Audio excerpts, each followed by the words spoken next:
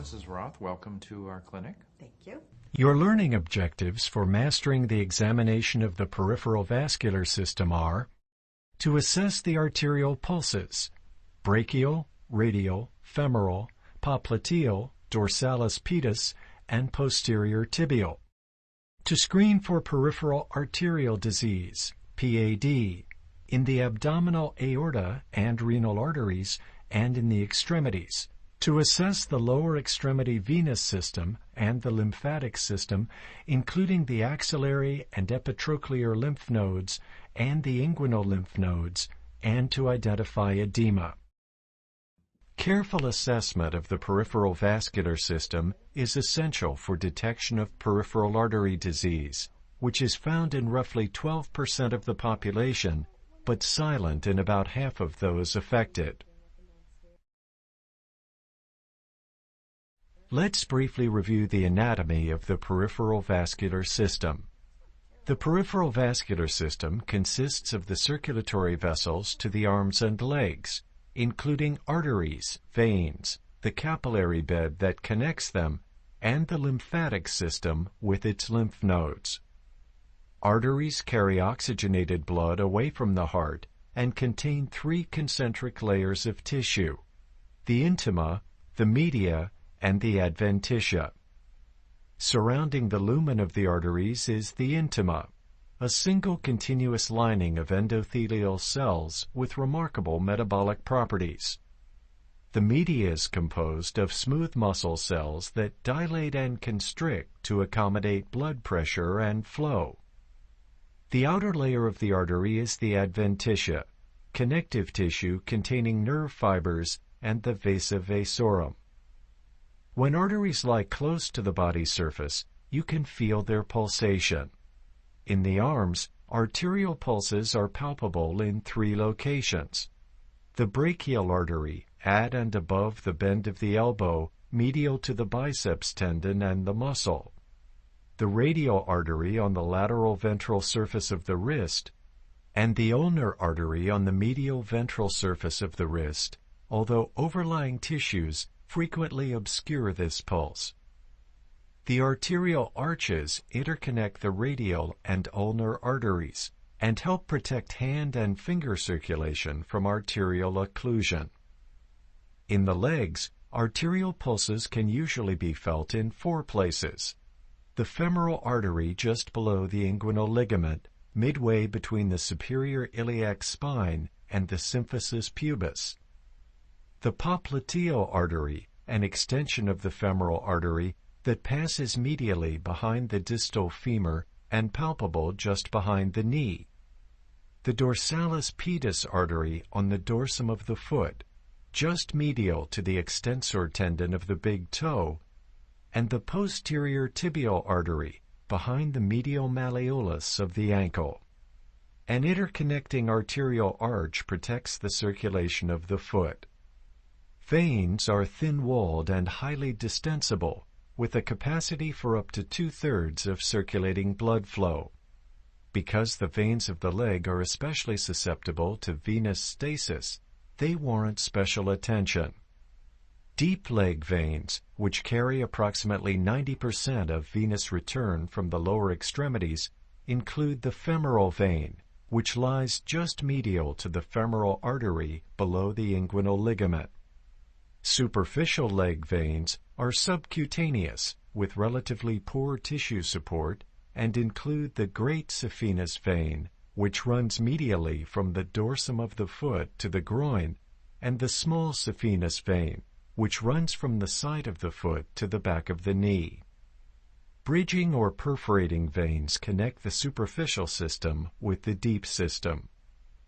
The lymphatic system is an extensive vascular network that drains lymph fluid from body tissues and returns it to the venous circulation. Lymph nodes are round, oval, or bean-shaped structures that vary in size according to their location. Only superficial lymph nodes are accessible to physical examination.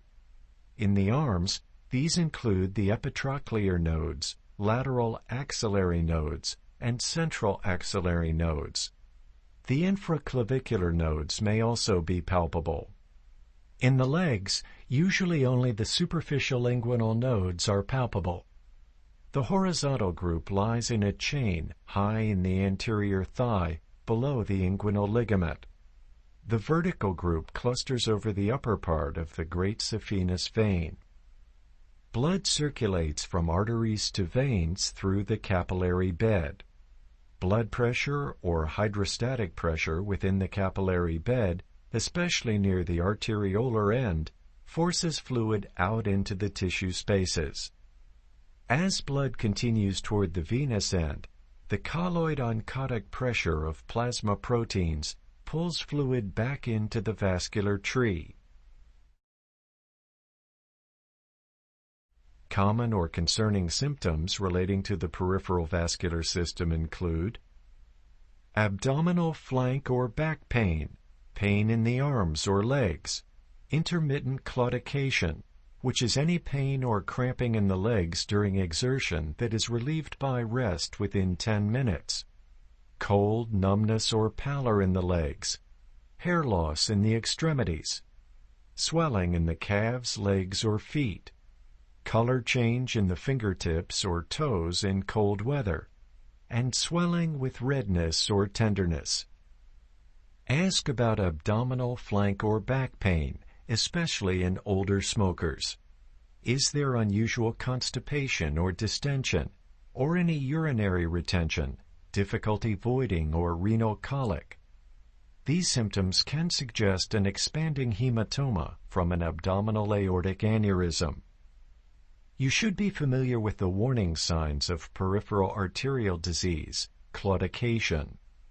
Note any non-healing wounds of the legs or feet, and abdominal pain after meals, or food fear suggesting mesenteric ischemia. Screening by the ankle brachial index and abdominal, renal, or arterial ultrasound may be indicated. With the patient's health history in mind, and after good hand hygiene, you are ready for the physical examination. Mrs. Roth, first I'm going to just look at your hands and arms from the point of view of how the circulation is looking. To examine the peripheral vascular system, begin by inspecting both arms from the fingertips to the shoulders. Note their size, symmetry, and any swelling. Also note the venous pattern, the color of the skin and nail beds, and the texture of the skin.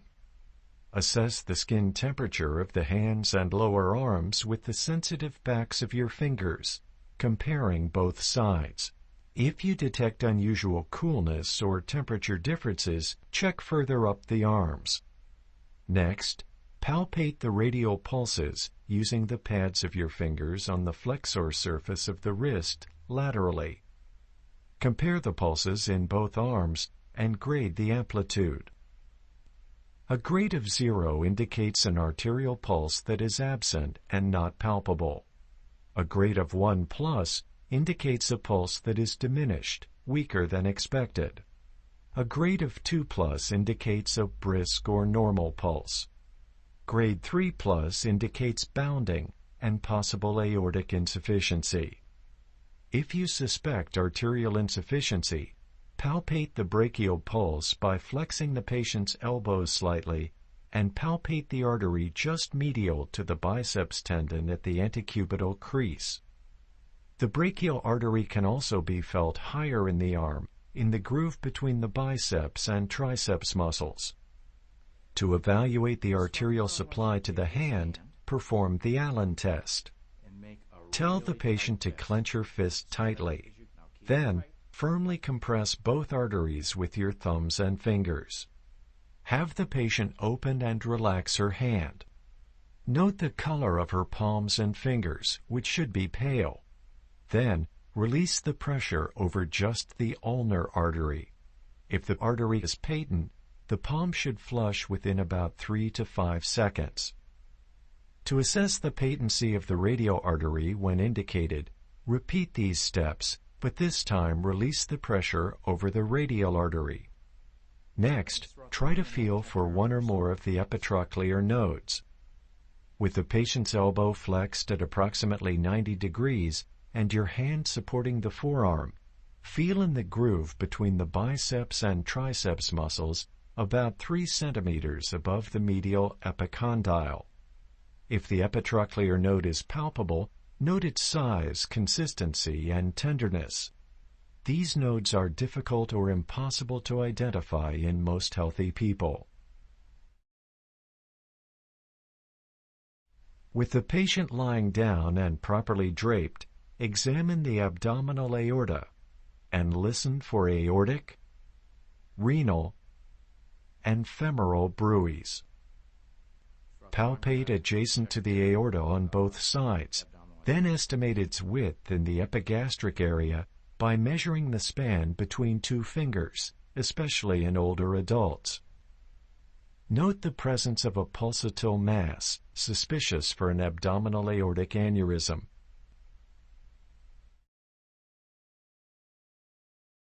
To examine the legs, the patient should be draped so that the lower abdomen and genitalia are covered, but the legs are fully exposed. Socks or stockings should be removed. Inspect both legs from the groin and buttocks to the feet, noting symmetry in size, shape, and color. Also note areas of swelling, pigmentation, rashes, scars, ulcers, and abnormal venous patterns. On the lower legs, feet, and toes, observe the color and texture of the skin and nail beds, and the distribution of hair. Assess the skin temperature of the feet and lower legs with the backs of your fingers. If you notice unusual coolness or temperature differences, check further up the legs. Arterial insufficiency or peripheral arterial disease may be present. Next, palpate the superficial inguinal nodes, including the horizontal group and the vertical group. Note the size, consistency, discreteness, and tenderness of any palpable nodes.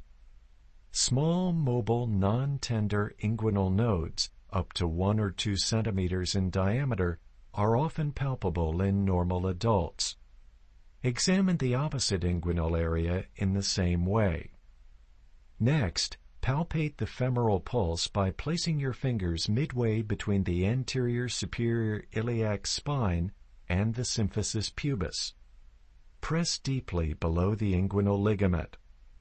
The use of 2 hands, one on top of the other, may be helpful, especially in obese patients.